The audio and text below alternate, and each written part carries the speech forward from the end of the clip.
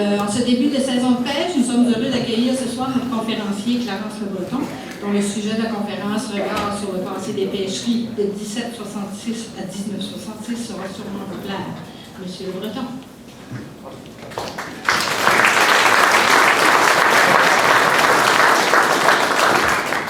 C'est toujours émouvant et impressionnant de voir autant de monde à une conférence, surtout avec la température. Alors, ce soir, la conférence que je vous propose sur les pêcheries de la péninsule acadienne, 3 siècles, n'est-ce pas, est une version.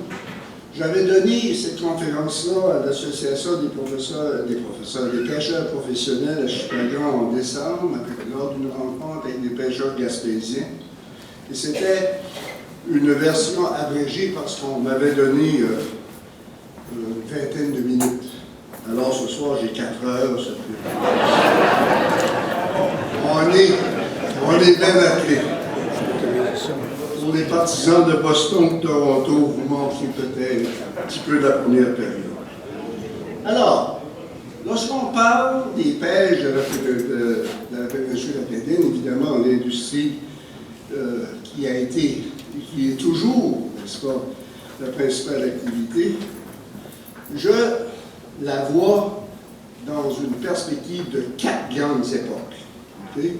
L'époque des Robins, l'époque des Logie, l'époque que j'appelle l'époque de la Gorton Pugh, et après ça, l'époque acadienne, qui débute dans les années 1960. Première photo, on peut reculer parce que je viens d'introduire. Cette photo-là est une photo des années 1920 à Biscou. C'est l'établissement de James McCarty, qui était un entrepreneur de la Miramichi. Alors, on va à l'époque des Robins, n'est-ce pas? L'ère des Robins.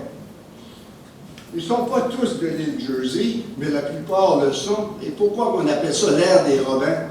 Parce que dès 1763, lorsque le Canada devient possession britannique, il faut toujours des intérêts commerciaux de l'île Jersey en particulier vont s'intéresser, n'est-ce pas, à ce territoire ici qui est la baie des Chaleurs. Et le premier qui va venir est Charles Robin. Dès 1766, se rend dans la baie des Chaleurs, visite Clariquette, Tracadie, tout ça, pour voir où sont les endroits où on a un potentiel, n'est-ce pas, d'établir des commerces en poisson.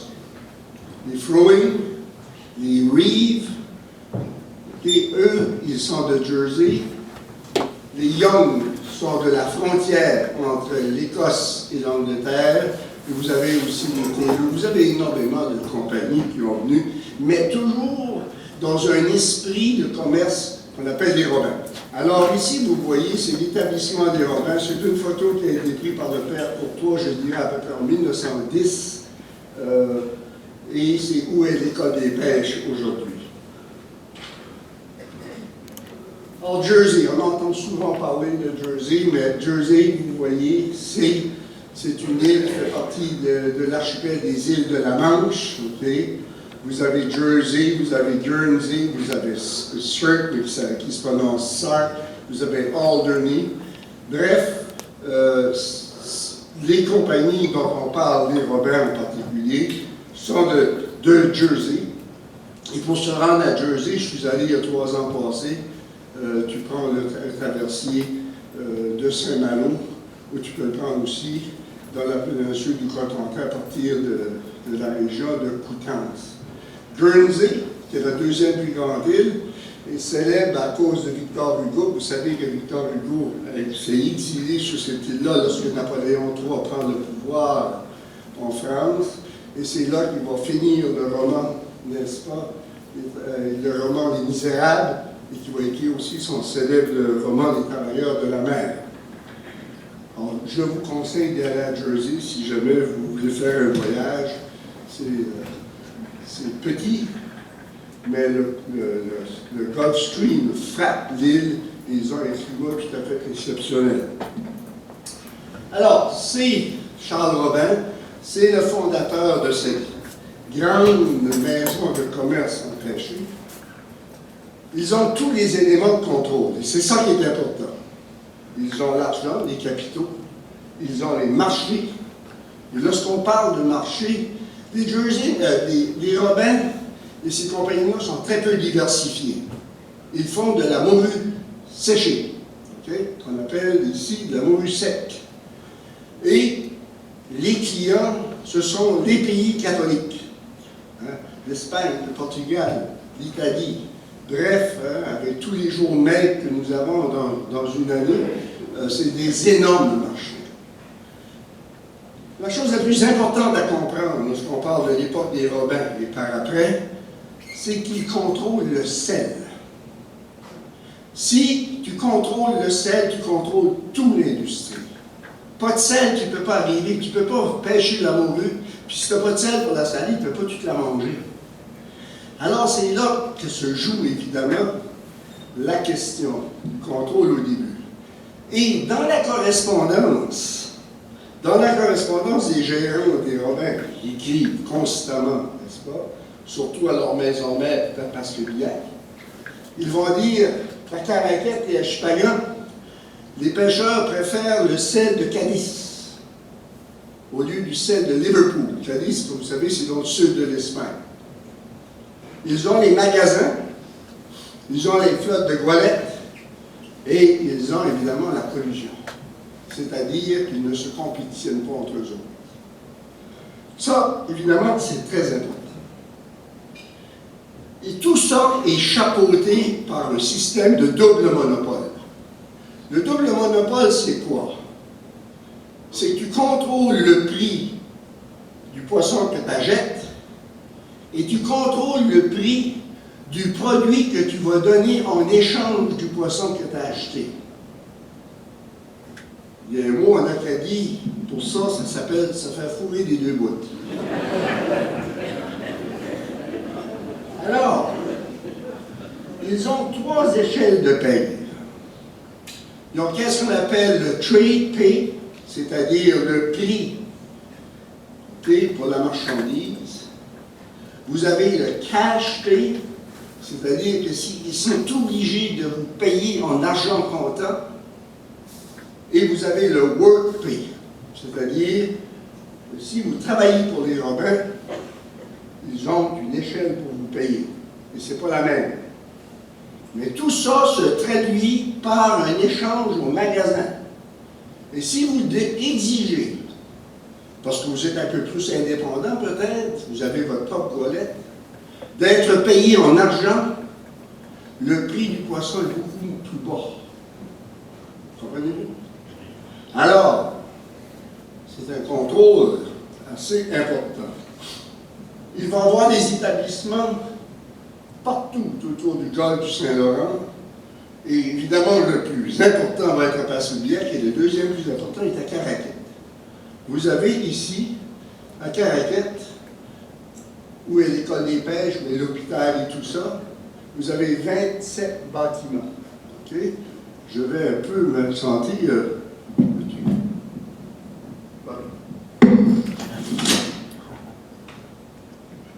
Le chemin qui va à Tracadie, la maison des Robins, où est l'hôpital, n'est-ce pas? Ici, vous avez Alexander and Reeve, c'était les Reeve avec les Alexandres. Young, lequel aujourd'hui, qui était là. Et là-bas, ici, vous avez Custom House, où est le Tim Horton aujourd'hui. C'était le bureau de douane, n'est-ce pas? Et les douanes, le bureau de douane va être installé à Caraquette en 1836. Et c'est James D'accord qui va être le premier douanier. Et c'est à cause des Robins qu'on va avoir un bureau de douane. Avant que les Robins s'installent d'une façon physique à Caraquette en 1838, ils ont des agents. Et l'un des agents, le premier, va être Olivier Blanchard, qui est un des fondateurs de Caraquette. Par la suite, Tranquille Blanchard, qui est le fils, et en 1836, le bureau de douane arrive et ils vont s'installer à Caraquette en 1838, parce qu'avant le bureau de douane, les bateaux des Robins devaient monter à Bathurst pour se dédouaner redescendre à Caraquette, chercher le poisson, remonter à Bathurst pour ce qu'ils appelaient le clearance, puis après ça, s'en aller. Alors, quand on n'a pas eu de douane, ils ne se sont pas installés. Alors, suivante. C'est la maison des Robins, où est l'hôpital aujourd'hui, qui était une très grande demeure, n'est-ce pas, qui a été conçue dans les années 1880. Il y en avait une auparavant, qui était plus petite. Et le monsieur qui est là s'appelle Peter Fiott, F-I-O-T-T, qu'on appelait le bonhomme Few. Sa fille, sa femme, excusez-moi, est Mabel Blackall, la fille à James Blackall. Peter Few, les vieux l'appelaient Gros Pouce.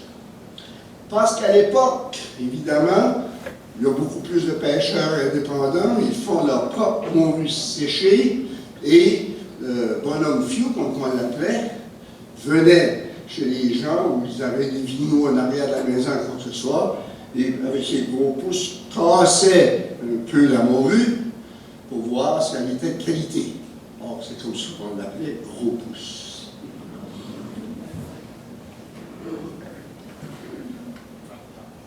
Alors, évidemment, ils ont un système comptable des plus rigoureux et toutes les compagnies ont toutes le même système.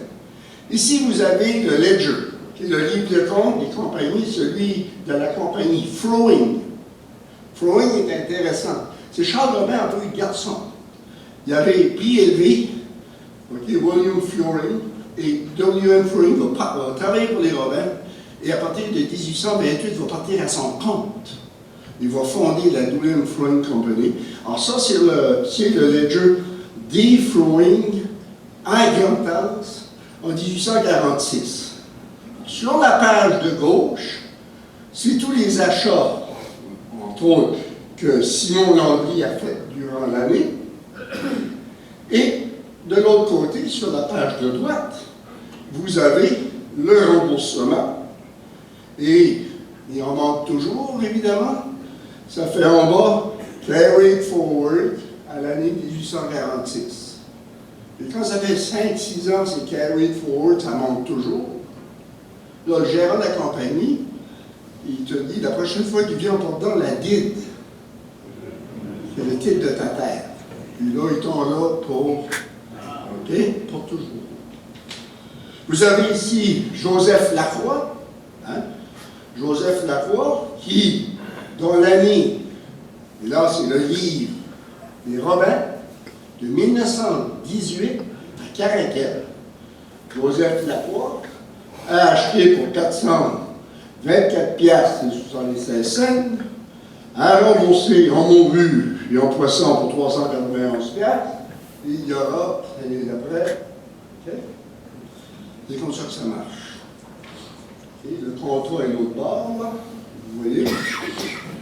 Le prochain, on va y aller un peu. Xavier Mainville, Armand est ici, c'est Saint-Lambert.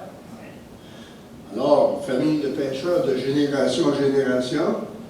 Or, dans ces ledgers-là, si vous n'êtes pas dans lui des Robins, dans lui des Flowing, dans lui des Young, vous êtes à quelque part, tout le monde est là. Alors, qu'est-ce qui est encore plus important? C'est que les Robins, ces compagnies-là, les Robins surtout, ils sont aussi les banques. Okay?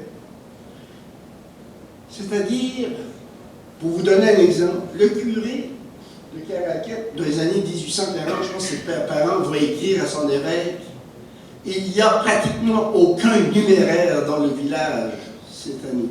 Il n'y a aucun argent. Parce que les autres, ils ne veulent pas nous donner de l'argent. Ils veulent que tu achètes à leur magasin. Alors, écoutez ceci.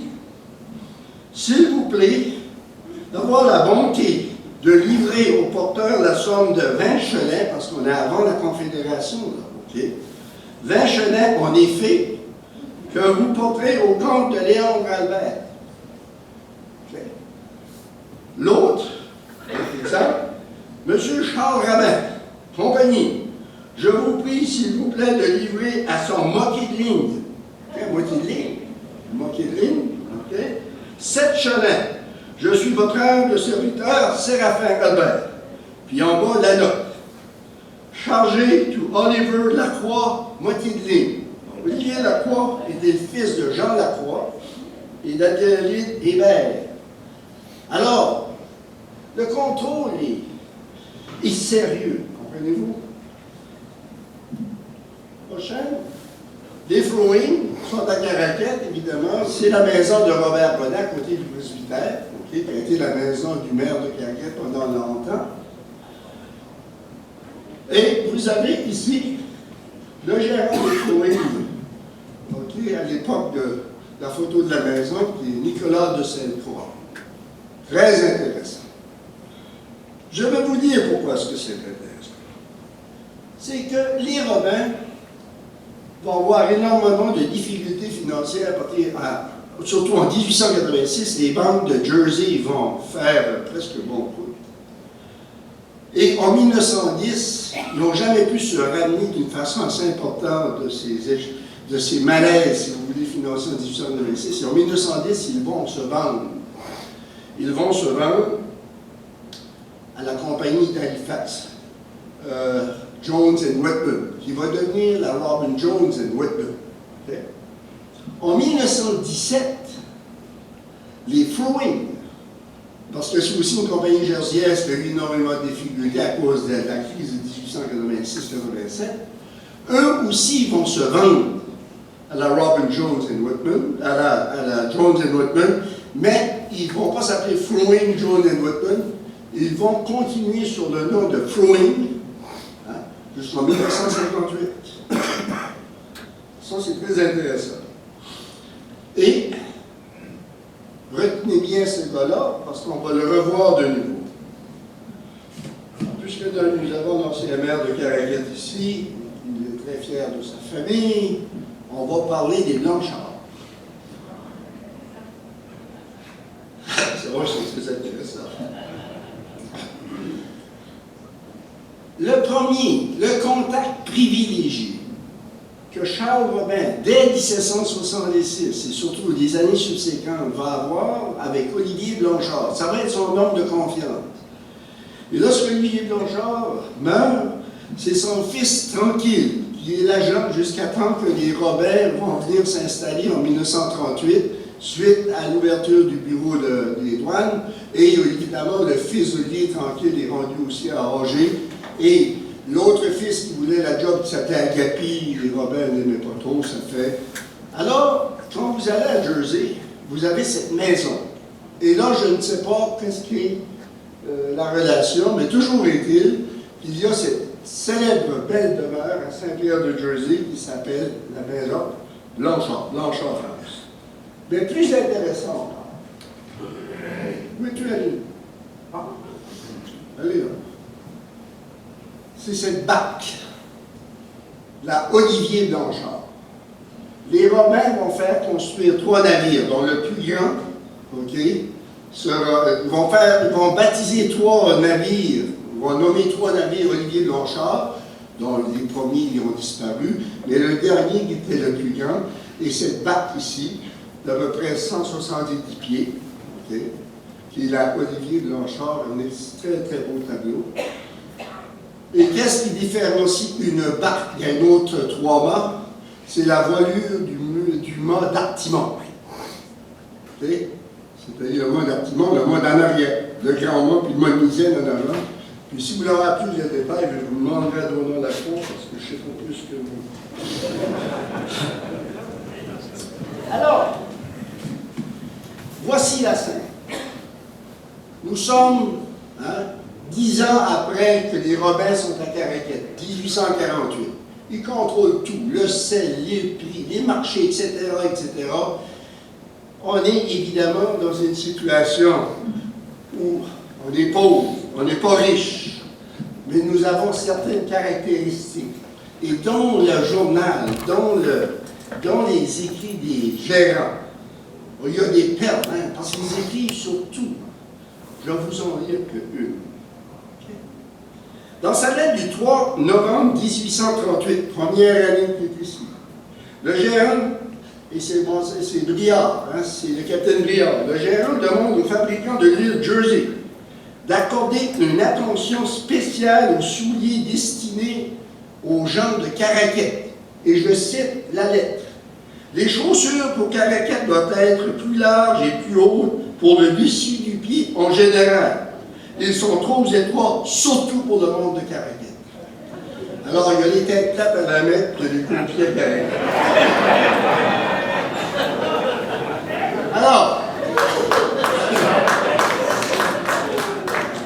je profite des quelques applaudissements pour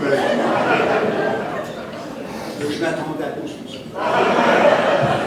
Alors, voici le contexte. En 1852 paraît un rapport qui est très important parce qu'il décrit, n'est-ce pas, toute la région par rapport au pain. Okay? C'est le rapport Pearly, qui s'appelle le Sea and River Fisheries du Brunswick. Il va être à Caraquette, entre autres, en 1800. Au mois d'août et septembre 1849. Et les détails là-dedans sont très, très intéressants. Par exemple, à Caraquette, il dit, le 29 août, je compte 160 bateaux. Entre la pointe de Maisonnette et le rocher de l'île, ils sont au hareng. Nuit pas très bonne. Le 12 septembre, au-delà de 200 bateaux dans la même région, et tout le monde avait chargé. Alors la pêche au hareng, c'est comme aujourd'hui. Les soirées, ça marche, les soirées, ça marche pas. Lorsqu'il est à Chippagan, il dit à Chippagan, il faut noter que la navigation du boulet est très dangereuse, surtout à la mer basse. Et un autre, c'est à Miscou. Lorsqu'il se rend à Miscou, je vous donne que des exemples, parce que c'est un rapport assez volumineux. Lorsqu'il se rend à Miscou, il dit, j'ai visité Gautier. Il y a peu de choses dans sa maison, mais tout est à l'ordre. Il faut comprendre que Gautier est un ancien militaire de l'armée de Napoléon Bonaparte. OK? Nice, hein? Alors, le rapport Pearly nous donne évidemment beaucoup de détails, parle des jésuites, etc., dans la région. Alors, les Robins va être suivi d'une époque pendant que les Robins, mais les Robins vont se vendre contre les lits, arrivent les Loguets. Or, eux, ils sont quelqu'un. Il y a deux compagnies Loguets. Il y a la W.S. Loguet, qui est William Stewart Loguet, qui vient de Chatham, a été député en 1903-1904 à la province du Nouveau-Brunswick, va être élu en 1904 avec Wilfrid Laurier jusqu'en 1917. En 1917, il quitte Laurier pour se présenter dans le gouvernement d'union de Borden. Il est élu. C'est un politicien, c'est un homme d'affaires et évidemment, il est partout sur le territoire. L'autre compagnie, c'est deux frères. OK? Les vieux disaient N.R. Laurier, là, ben c'est A.N.R. Laurier. Okay? C'était surtout à Tracadie, entre autres. Tandis que les W.S. étaient ici. Alors, A.N.R. Laurier, c'est deux frères, c'est Andrew et Robert Laurier. Et eux, ils vont devenir énormes. Ils vont avoir jusqu'à 45 établissements. En Nouvelle-Écosse, au Nouveau-Brunswick, au Vermont, au Maine. Et ils sont très diversifiés. Hein. Ils font la pêche, des produits forestiers, ils ont des moulins, des bleuets, des perlants, etc., etc. Et on dit que W.S. Laurier, par exemple, en 1900, okay, il a fondé sa compagnie en 1873, il avait 22 ans. Et en 1900, on dit que Laurier est millionnaire. Alors, ils ont le même système que les Robins, et ils sont peut-être plus durs que les Robins à certains. Alors, j'ai ici, OK, W.S. Laurier Co. Limited, OK, wholesale merchant, manufacturers of lumber, pulpwood, packers and exporters of canned lobster, salt, fresh and frozen fish, chill and canned blueberries, oysters in the shell, etc., etc. Ils étaient vraiment des compagnies et des compagnies très radines aussi. Hein? Ils ont leur ledger puis le crédit. Et arrive l'époque, après la Première Guerre mondiale, des années 20, et c'est pas compliqué. Tous les lieux de pêche dans le Canada atlantique, est synonyme de misère et de pauvreté. Alors, en 1927, est instituée une commission royale chargée de l'investigation relative aux pêches portes, aux provinces maritimes et aux îles de la Madeleine. Alors, ça ne marchait plus. Sur la commission, un nom à retenir, Jean Robichaud, le père à Édard Robichaud. Et ils vont aller, évidemment, un peu partout, dans les maritimes et aux îles de la Madeleine, et ils vont faire un constat dans le rapport, lorsqu'on lit le rapport. Les pêcheurs n'ont qu'une notion du prix, du marché, de la qualité. Finalement, ils se font rouler royalement avec aucune connaissance. On leur donne, ils acceptent ce que ces marchands-là peuvent bien leur donner. Et le rapport qui fait un constat de très grande pauvreté. Et ça, c'est très important parce que lorsque la commission va se rendre en Nouvelle-Écosse, un prêtre du nom du père Crowley et son cousin, qui était aussi prêtre du Cap-Breton, vont faire une présentation très choc, en disant qu'il faut organiser ces gens-là, il faut absolument, n'est-ce pas, que les produits de la mer profitent à l'ensemble de la population, que ça n'avait plus de bon sens. Et, suite à la commission McLean, le gouvernement fédéral va donner un octroi assez important pour l'époque, à l'Université Saint-Féx.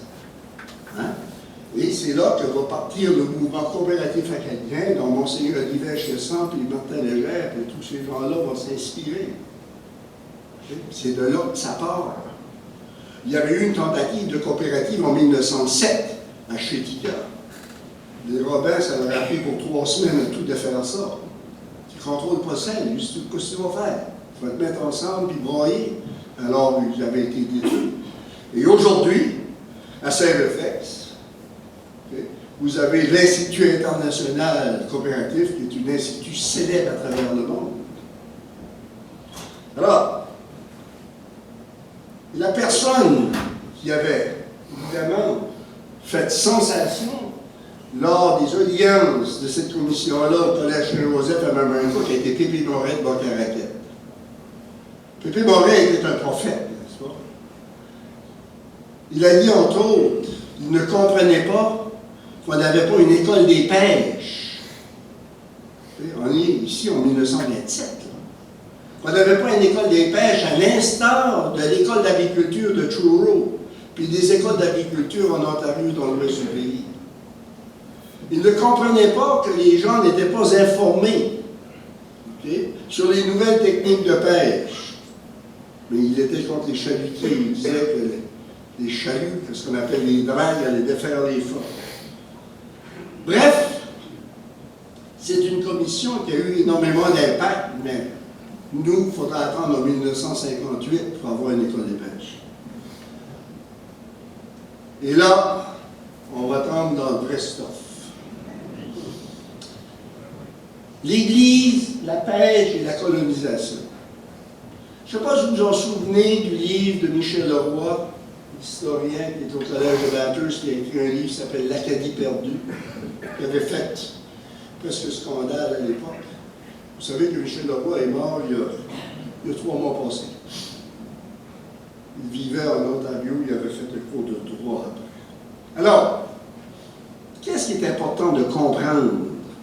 C'est que l'Église, oui, a béni des bateaux à tous les 15 août. Il y en a toujours une bénédiction des bateaux, mais ça n'a jamais été sa hache.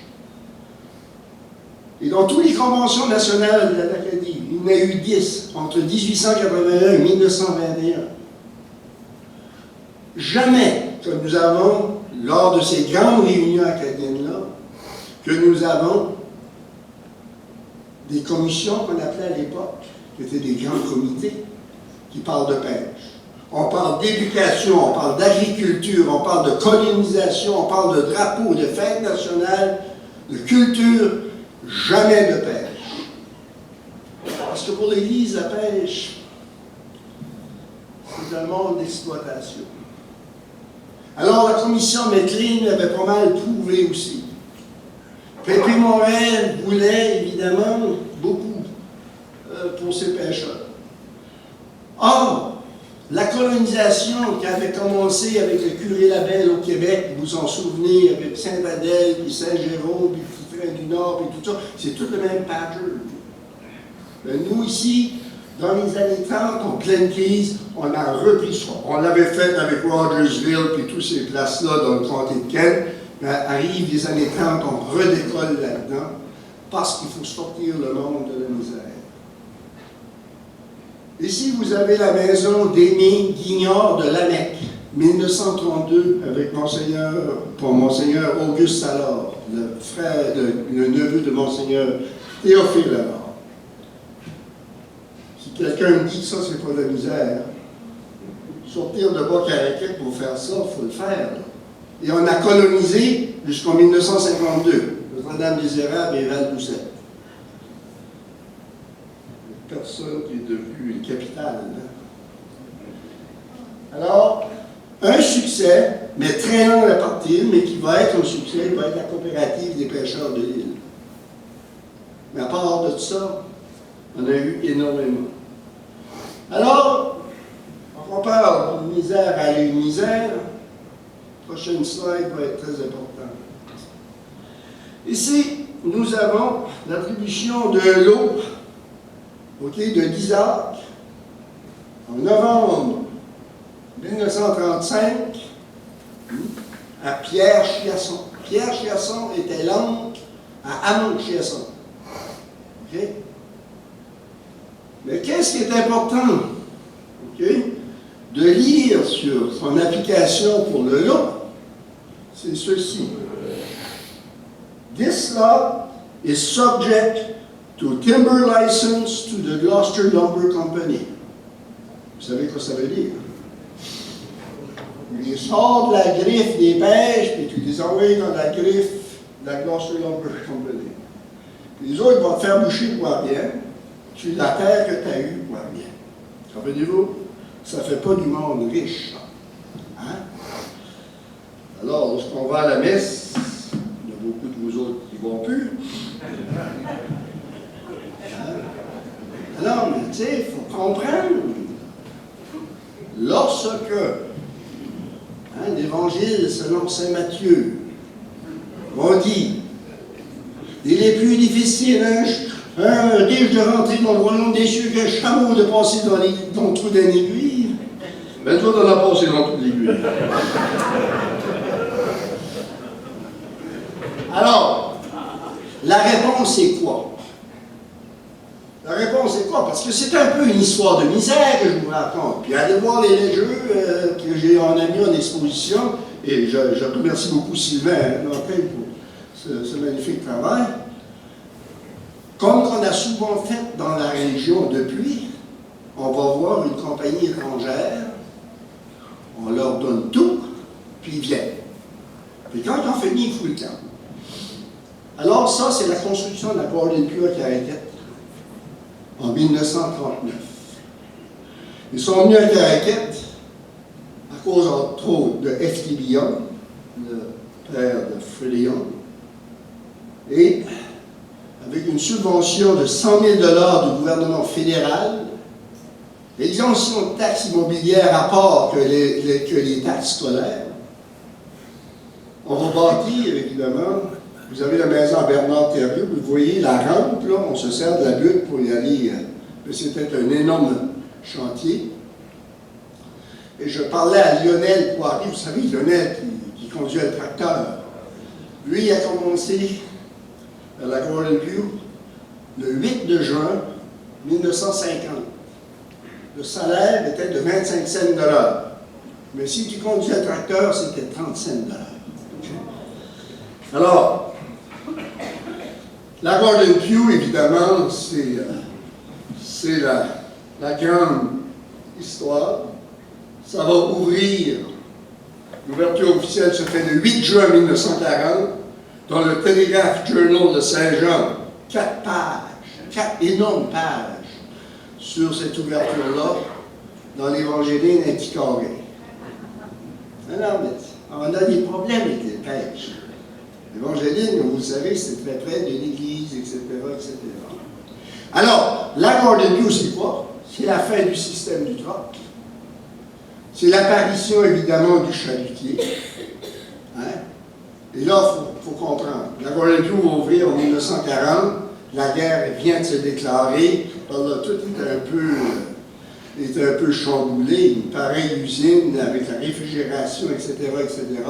Puis tu as des goualettes dans le quai. Là. Ça ne marche pas. Il faut avoir, évidemment, parce qu'ils viennent de Gloucester, Massachusetts. Ils ont des chalutiers, eux, depuis 1920. Alors, il faut faire de quoi? Alors, lorsque la guerre va se terminer, il va y avoir la création de la Commission des prêts aux pêcheurs en 1946, et vous allez avoir, évidemment, l'apparition des chalutiers, et vous allez avoir, la grande nouveauté, c'est la réfrigération, et vous avez, évidemment, comme tout le monde des pêches, la collusion et des grèves. Alors, c'est important de comprendre ceci. La première grève que Caraquet a connue est en 1955. Les premiers syndicalistes de Caraquet, c'est pas Mathilda Dorchard. Mathilda a été comme le relève. Le plus grand syndicaliste, c'est Raymond Roy, le père à Roger Roy, qui était arrivé du Moulin d'Alousie. Il savait que c'était une union. Son copain, ou ses deux copains, qui ont mis l'union en marche, et Jean-Paul Lantaigne, et le marchand Jean-Paul Lantaigne, et l'autre était à Manchiasson. C'est ces trois hommes-là qui ont pour la première fois défié une compagnie.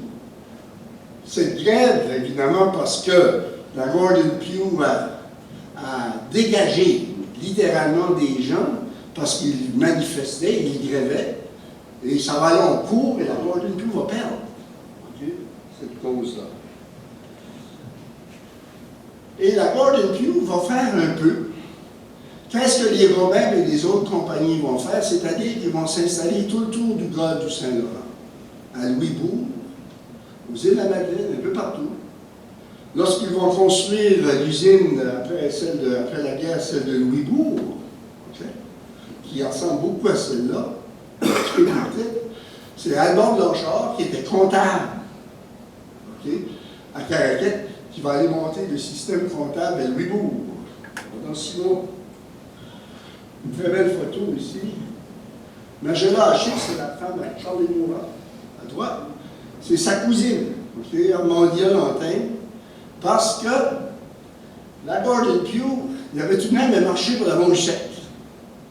Et les gens en faisaient chez eux, et à la fin à l'automne, la Gordon Pugh achetait cette Montchette-là, et elle faisait, okay, ce qu'on appelait à l'époque du bonus, jusqu'au 6 janvier, dans des petites boîtes, okay, qui étaient modern. Ça, c'est des boîtes de papier, mais nous avons les originales, nous avons la boîte de bois en exposition.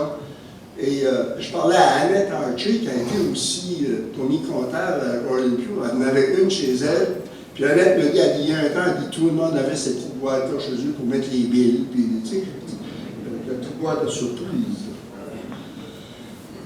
Alors, la réfrigération, évidemment, c'est le grand. Hein, c'est le grand événement. Et là, vous avez le cold storage de Chicago dans les ruines, sont toujours là.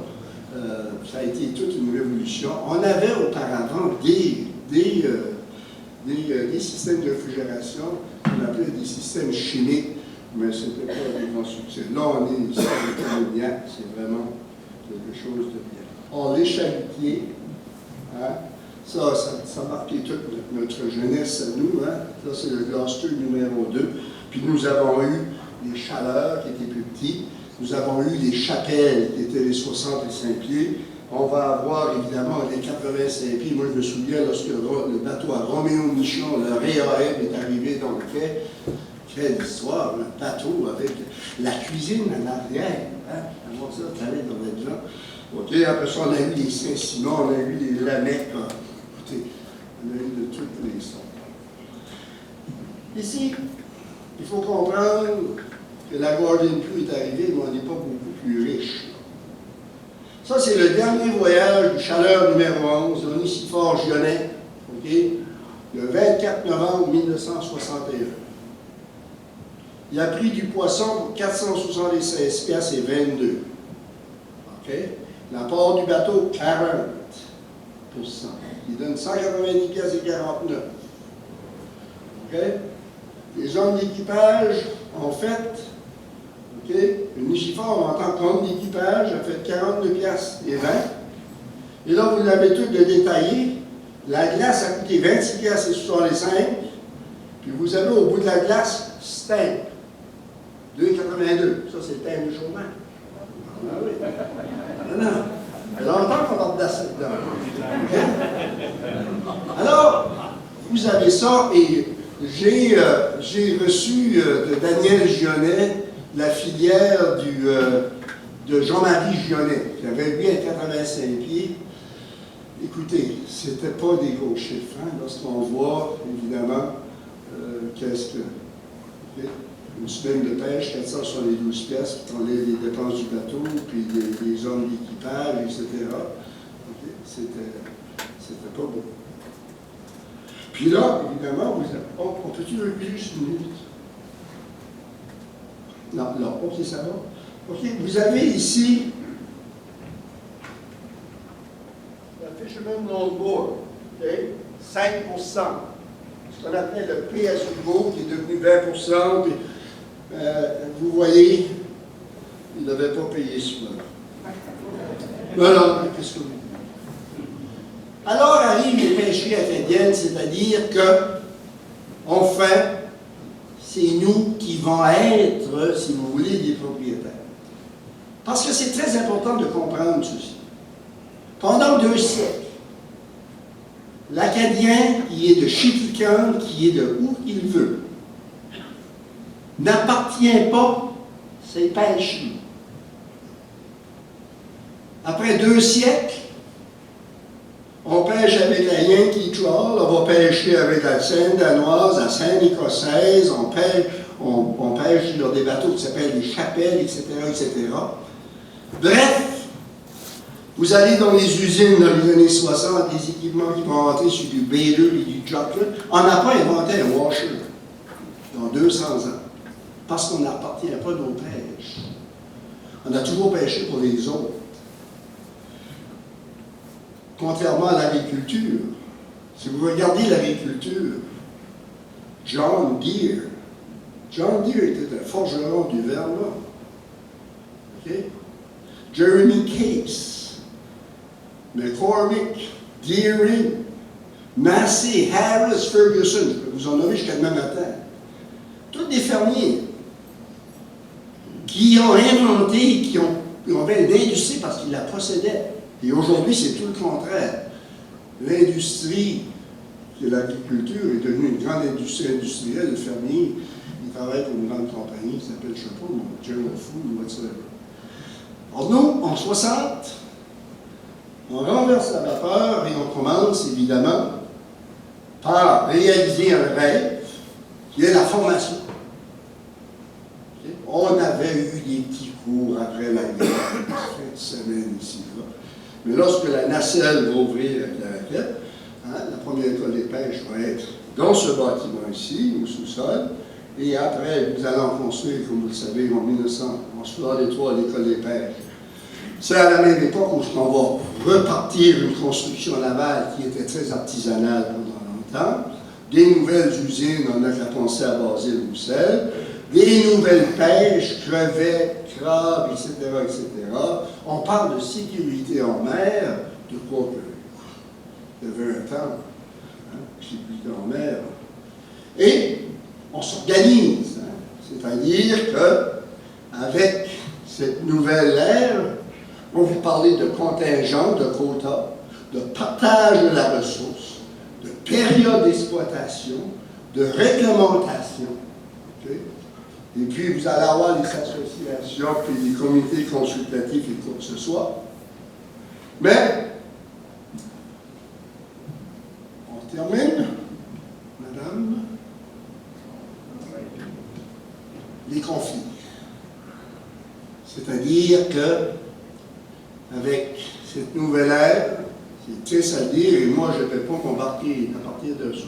Vous avez vu, j'ai arrêté en 66, parce que pour faire l'histoire, ça prend du recul. Mais on a brûlé un peu, on s'est chicané pas mal.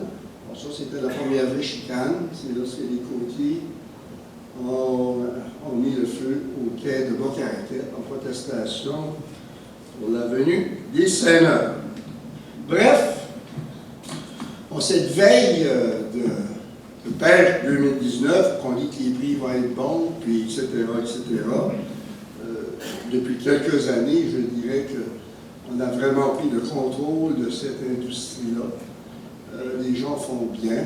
C'est un métier encore dangereux. Puis, Jean Lantaigne fait brûler des lampions pour pas qu'il y ait de baleines noires. Alors, merci. Voilà. Est-ce qu'il y a des questions, peut-être, parce qu'il y a du hockey, et je sais qu'il y en a qui gigotent déjà. Questions? Ou commentaires? Je ne vous pas. Oui. Dans la facture de l'histoire générale, Oui. il y avait vendu la morue de 400 quelques piastres, là. Il n'y a pas juste la morue, là. OK, mais il y avait combien de livres? Il y avait quel voyage qu'il y avait? OK. C'est pas cher, La morue, là, la grande morue, OK, il n'avait pas. Il y avait de la moyenne, il a pris 8618 livres, à 3 cents et demi la livre. Il lui a donné 301 piastres et 52. Puis après ça, il avait pris un petit peu de prix. Il avait pris 46 livres de prix. Il a donné 139 piastres. Excusez-moi, là. Il a 4650 à 30, OK? Plus, je ne sais pas, Dona, quoi ça veut dire du bayback. C'est quoi? C'est la blackback. C'est la pied noire, d'après moi. La blackback. Ben ça, il donnait juste 2 cents la livre pour ça. Pour 35 piastres. Il donnait 476 piastres et 22. OK? Là, bien évidemment, vous avez la part nette de l'équipage qui est de 147 et 60, mais ils sont 3. Sur la chaleur, ils sont 3. Le montant bateau est de 190, et ça s'additionne. Puis là, bien évidemment, vous avez le décalé des petites dépenses. Okay? Oui? Celle-là, que j'ai payé à 300, aujourd'hui, pour la pompe, on va payer 10 Ah, oui. Ouais. Je vais vous donner un exemple. Hein. En 1956, il y a quelques pêcheurs de Caraquet qui ont décidé d'aller vendre à Chupagan. Ils avaient à peu près 3 cents la livre. Ils avaient 3 cents et demi à Chupagan. La gorge de but a monté à 4 cents. Puis quand ils ont monté à 4 cents, les gars des usines de Chupagan et de Caraquet se sont réunis et ont dit on fonde ça, c'est pêcher tout le temps. Elle m'a dit pendant 4 semaines, on n'a pas pêché c'était là, parce qu'il y avait de la collusion. Les compagnies ont dit on ne va pas commencer à se battre contre nous autres. Puis, ça a été comme ça. C'est pareil comme les huîtres. Hein? On parle que de l'industrie des huîtres, c'était énorme. Monsieur Haché, en 1874, va vendre 720 boisseaux d'huîtres. Le boisseau d'huîtres, c'est 60 livres, le boisseau. 720. C'est une charge. C'est 36 piastres au Québec. Alors, moi, ce que je veux par cette conférence ici, c'est que je veux tout simplement dire que, tu sais, on a eu énormément, on a eu une énorme période d'exploitation et c'est à partir des années 60, c'est à partir de la formation, c'est à partir des nouveaux équipements, c'est à partir d'investissements de la région on a commencé, puis les pêcheurs ont commencé à s'organiser. On a vu que là, évidemment, parce que la pêche a commencé la semaine prochaine, tout le monde s'en aperçoit qu'il y a quelque chose qui se passe. Hein? Tandis que quand la pêche commençait en 1880, la plupart du temps, avant de commencer par voir la toilette des Romains, d'apporter la guide. Ça commençait mal. Vous savez, c'est un peu ça qui est le raisonnement. Et, évidemment, ça a été toute la question, okay, puis ça, c'est un débat à avoir, là, mais toute la question du nationalisme italien par rapport à l'agriculture, par rapport à la colonisation. Michel Leroy a dit dans son livre que la pire erreur qui a été faite, on avait dit, c'est qu'on a quitté le littoral pour s'en aller dans le bois. Tu sais? Alors, tu ne peux pas aller dire ça à Lorville, tu ne finiras pas à conférence, mais c'est ça que c'est pareil. Oui. Parce que quand ils ont tout bûché à Lorville, ils sont aperçus qu'ils ne pouvaient pas faire d'agriculture trop tôt là, ils n'en restaient pas. C'est ça. Alors, merci. Ça a été très agréable. Et encore une fois, je dois vous dire ceci. Avant, on a 2 minutes. Je suis le nouveau président du comité du musée Caraquet. Job très convoité. Hein? Et cet été, l'été passé, le musée avait une exposition pour l'été qui s'appelait Se faire tirer le portrait. Hein? À l'époque, les gens passaient et vous photographiaient. Cette année, ça va être sur l'île de Caraquet. Et c'est pas sûr, on essaie de se débrouiller, on voudrait faire un rendez-vous sur l'île. Okay? Un rendez-vous de l'histoire sur l'île. Samedi. Un samedi, le 28 ou le 29 juillet, partir de la marina vers 10h, puis revenir à 2h avec un petit lunch, puis M. Piano, puis Denis Lantin, on a un groupe, là, on fait comme des petites discussions sur l'île, et puis, c'est ça. Et on va faire un rendez-vous de l'histoire à l'île. On va faire un rendez-vous de l'histoire en septembre ou en octobre dans l'Église. Je veux vous parler d'Église parce que vous ne venez pas. Mais je ne veux pas vous parler de religion, je veux vous parler de ce bâtiment extraordinaire. On va faire un rendez-vous dans l'Église et Silvio Dugas va faire un retour.